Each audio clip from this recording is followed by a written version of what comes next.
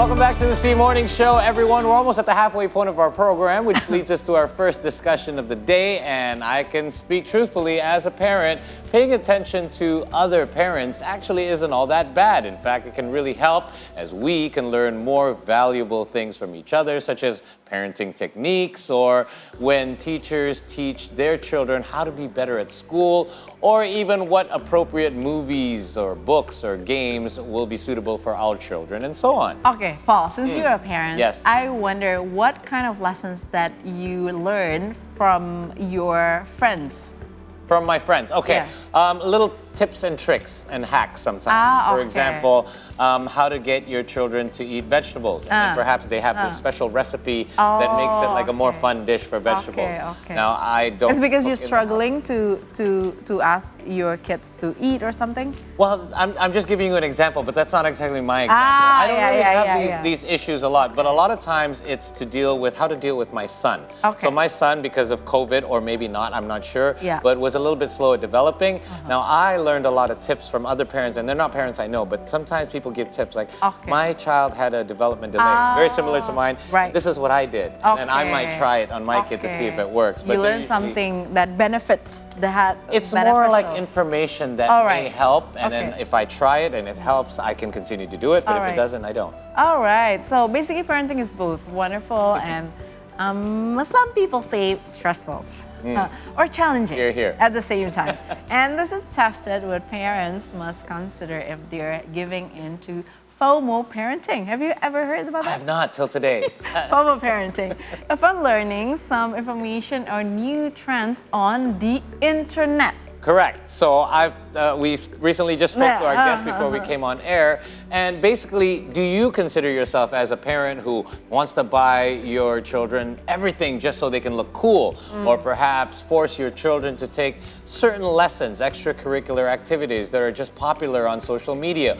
Or do you apply your parenting style based on certain famous people or Hollywood celebrities without any of the concerns of how your child might feel about that? Because those might be signs of FOMO parenting. Yeah, I remember the trend when the daughter of Katie Holmes, Suri, she's wearing heels. Oh, really? Okay. Heels when she was 5-year-old. Okay. It took a lot of pros and cons, but she looks so cute. Right. And so many parents are FOMO about that. And probably just for the picture, right? Exactly. Probably not all the I time. remember that day. So, and to better understand FOMO parenting and how it affects our little ones, so we have now with us today in the studio mental health practitioner and researcher Maizan Dianati. Good morning, Maizan. Good morning. Oh my God, so good to see you. Good to see you again. We'll see each other online for the afternoon show. Back in those days. Okay. Yeah. Right. Another FOMO things, right? Yeah.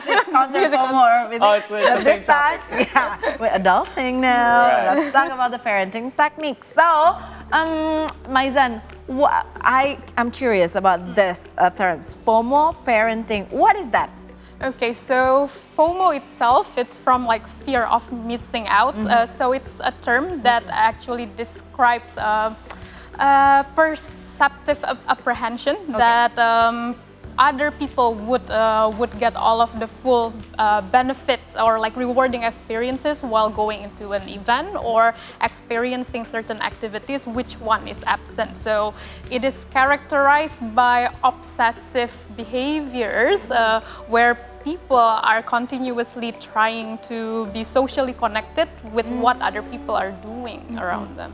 Okay, when we talk about FOMO parenting, this involves parents and children. So who's FOMO here? Is it the parents or is it the children that are exposed to certain things at school and they said other kids have these things and I don't? Who's actually being FOMO, or is it both? So for parenting, it's more about the parents. The parents, yeah. Okay. The adults here. The adults. The adults are acting like children. This is what's happening here. Okay, so what happens here? Because we have this amazing visual by our team about a set of parents looking on their phones. Now, is this a big part of it? Are they seeing things on social media or through their friends' lifestyle? Yeah, so it actually can be explained by like one theory. So there's in psychology there's one theory called like self-determination theory, where it's stated that people's well-being actually rely on the fulfillment of three factors like competence, autonomy, and relatedness. So I think FOMO is relating to the third factor, which is relatedness. And since social media now like is expanding, right? Like so the illusions that you are becoming very easy to relate to other people are there. So people would start to think, okay, in order to get a full levels of well-being, in order to get happiness, acknowledgement, validations, maybe the only way to do it is by doing like the trends that other people are doing online. Oh my God, but they're doing it not for themselves.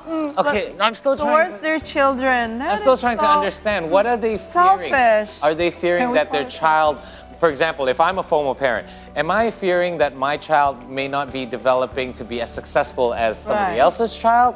Or what am I fearing here? Or is there a different fear of me not being, my parenting style not being validated because I'm not putting my kids through the same things others are? It can be because of those two factors. One, like because you want your children to be able to adapt, right? Like to the social environment. So that's why like you try so hard to customize this kid in order to be the same like with other people. And the other one, like sometimes parents also afraid to get judgment, right? Like from other people. From the parents. And it's easy now, like if you post something about your children and then people would easily judge that, oh, I think it's not very educated for you to do this. So that's because people can be very judgy, right? Right, okay. Right? Makes sense. Oh my God, that is so bad. So it got nothing to do with the kids, maybe, even. Just the parents. Yes. Just the adults. Yes. Right? So what is the sign that parents becoming the FOMO? Because like FOMO, it's relating to the obsessive behaviors, right? Like so when they kind of like replicating all of the parenting informations or parenting styles from certain parent figures without really acknowledging their own children, it can be an indication that it's getting too much, right? Or like if you're not able to create your own decision relating to your child's, let's say like academic journey, activities without really consulting or depending to other people's decision, like it can be an indication. Oh, okay. Not just limited as a, following the trend. Oh, but more than that, like, to reach some academic levels, to, related to kids' behavior or how they're adapting with any other children or even more on the parents. Some parents go to these places and then, I have to go there so I can be a better parent too. You made this a valid point before we came on air that this has been going on long before even social media or smartphones. Our parents would sometimes do this to us as well, right? And it was a different type of FOMO back then. It would be like, oh, so-and-so's son or daughter is a successful doctor or lawyer. That was the old days, right? So everyone's kids had to be either you have to one day be a doctor or be a lawyer, otherwise you're not leveling up. So this would be a certain type of FOMO as well, correct? So how can this impact our children? Like I'm trying to remember how it impacted me, but how does this impact the children in the long run? Especially nowadays, you need to be integrated. Everybody has a WhatsApp group with the other parents. Everybody has a WhatsApp group with the students have a WhatsApp group with each other. So how do we maintain their proper place in society without affecting what they really want or they really need? Okay, so to answer about the impact first, I think like if it's getting too much, of course it can kind of like rise up the possibilities of bad implications would come, right? So first, we as a parent who are like FOMO with the idea of parenting, like there would be high tendency that your children won't be able to develop in the best way. Because again, to their potential. Yeah, to their potential. Because parents need to remind themselves that child A is different with to child B. Even sometimes siblings. Might be different, right? So it doesn't mean that if this parenting style or if this certain activities really work for this kid of like the influencer that you really kind of like aiming to be like a good parent at, it doesn't mean that it would work for your child. So, and the other ones, like because children learn things by imitation, right? So if they see their parents kind of obsessing Oh, over no. something, FOMO. they would also can have like tendencies to have, I don't know, maybe low self-esteem because they see that their parents won't be able to make their own decision, and it would affect them, affect their behaviors as well later, right? So some concerns relating to confidence and high levels of anxiety, like there. Wow. But there is still a positive side of fear of missing out, right? Is there any positive FOMO parenting? Actually, if we are looking at it, what we need is not neglecting information from social media at all, right? That's a great info.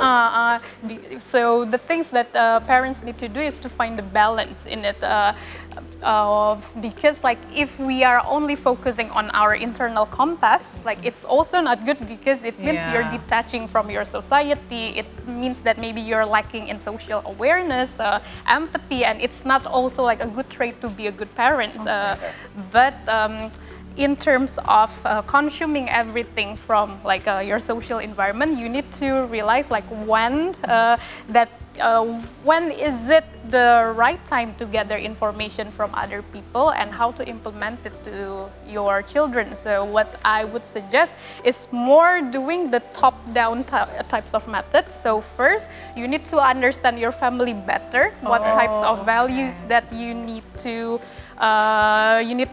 pass down to your children, discuss about that with your partners, and then try to reflect on the past, what types of parenting styles that your parents did that kind of work and kind of not working that much, and then implement that on your children. And the most important thing, you need to be able to understand your children. What are their strengths? What are their weaknesses? And from that, once you've already know the general informations of these things, maybe it's the time that you really ask for external types of information. To decide whether it's the trend, trend or what things that I have to follow or not. Yeah, so that would basically, be FOMO parenting is not always negative. No, because there's a that's positive side, right? It's an interesting point that you bring up, Shafira, because I immediately think to myself, what if I realized that my daughter was going to be an amazing ballerina, but she just doesn't know it yet?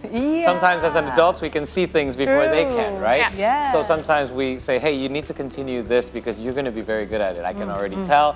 But they're like, oh, Dad, I'm bored. I don't like doing this anymore. So I think that would be a positive side. It's not that you're fearing of missing out something for yourself, but you fear that your child may not realize this potential for their sake, right? And I think that's the only way it's acceptable. Yeah, so basically it can be placing in the as a positive things if you know where to do it. Okay. Where the place. What is the opposite of a FOMO parent? Because that always tells me. JOMO. Joy of missing out. No. Because I tell my daughter all the time. Missing out to be a parent. She comes home and says, "Hey, all the kids at school have these new shoes that this is the new style all the kids wear." I said, that's the one you don't want because then you're going to look the same, just like everyone else. Right? Oh my God, that is very tricky. That is very tricky. The joy of missing out. Joy. I love it. So, anything that we should do? Any tips and tricks that we can do to limit? Like you said, we need to filter the information that we get on social media. Do you have any good ways to do that? Because some of us sometimes we get engrossed in our timelines, and sometimes it's hard to tell the difference from one and the other. What's your take? Okay, so first of all, you need to have boundaries over your screen time. Same like same like children, right? Parents would have some limit on that, but as an adult, you need to have it too. So whenever you feel that again, you want to decide something, but you're not very confident about your own judgment, maybe it's the sign that you need to put it down and then you question yourself. Question yourself. Okay. And other than that, I think every once in a while, try to ask a question to yourself whether you're actually seeing reality based on unrealistic or realistic point of view, because it's easy to fall into an idea that this people that you see online, on the TV, on YouTube, Instagram, they have the best types of family. Of course. But again, we need to understand these are curated world there, right? So we don't put up our ugly pictures. So we post the best one. So assuring that making mistakes every now and then is okay as long as you try your best to fix those mistakes for the sake of your children and your family. So don't aim to be a perfect parent or to have a perfect family, but just aim to be like a good enough parent and good enough like family that can support your children. Wow, to be ideal, you don't have to be you don't have to be perfect. Yeah. Because nothing is perfect. Yeah, of that's course. true. Don't be a FOMO parent. Don't be a FOMO parent. It's okay to be FOMO for the right reason. Right, like for example, it's 12:12 today. I know you can't wait for us to take our next break so you can get back to your shopping because that's a good time. Today's the only time you're allowed to be FOMO, Shafira. Exactly. You don't want to miss out on the good sales. JOMO. Thank you so much. Thank you, Maizan. Thank you so You're much for your welcome. time. Thanks for having me. Always lovely to have you here in our studio. Agreed, ditto. We're going to take, as mentioned, another short break here on the program. But when we return, we'll have some global updates. So stay with us here on the C Morning Show. Stay tuned.